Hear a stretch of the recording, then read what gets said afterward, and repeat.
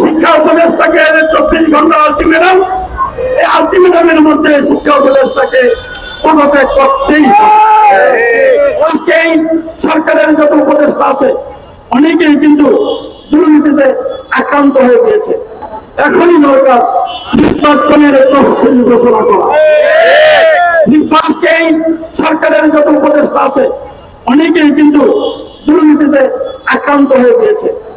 আপনারা শুনেছেন যে কে কত টাকার দুর্নীতি করছেন, সাংবাদিক ভাইয়েরা বিভিন্ন মাধ্যমে তুলে ধরছেন, সেটা আমরা জনগণ আমরা জানতে পেরেছি।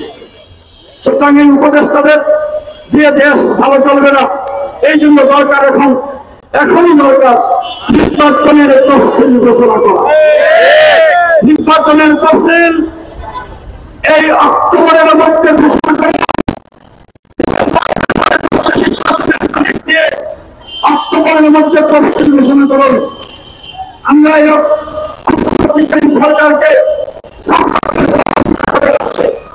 আমাদের নেতা তারেক রহমান পরিষ্কার নির্দেশ দিয়েছে, এই অন্তর্বর্তীকালীন সরকারকে আপনারা সহযোগিতা করেন।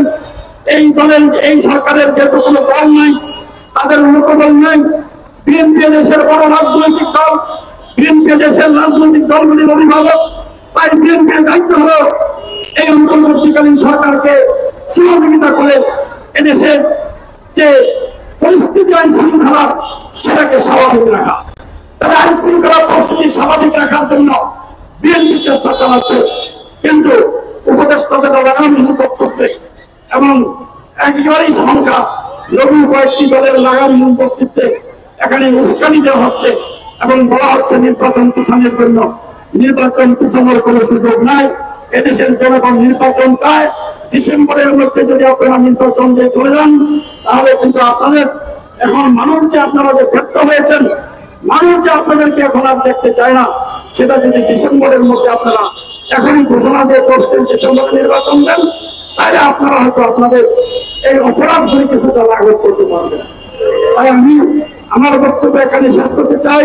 শেষ কথাই বলেই যে আজকেই ঘোষণা দিতে হবে দেশের সকল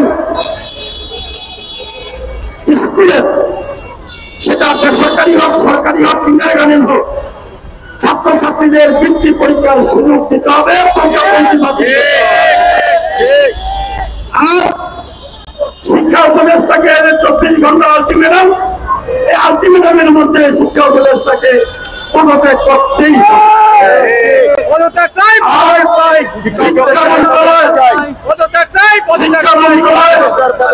এবং শিক্ষা অধিদপ্তরের যত দুর্নীতিবাজ কর্মকর্তা আছে তাদেরকে, এই দুর্নীতিবাজ কর্মকর্তাদেরকে 30 জুলাইয়ের মধ্যে প্রত্যাহার করে নিতে হবে। যদি না হয় আগস্টের প্রথম সপ্তাহে, যেই আগস্টে হাসিনা পালিয়ে গিয়েছেন, যেই আগস্টে ফ্যাসিস্ট সরকারের পতন হয়েছে, যেই আগস্টে আমরা দেশকে পুনরায় ফিরে পেয়েছি, সেই দেশের একজন নাগরিক হয়ে গণ্য হয়ে আমরা প্রথম সপ্তাহে আগস্টের এমন কর্মসূচি দিব সব পালিয়ে যেতে বাধ্য হবে।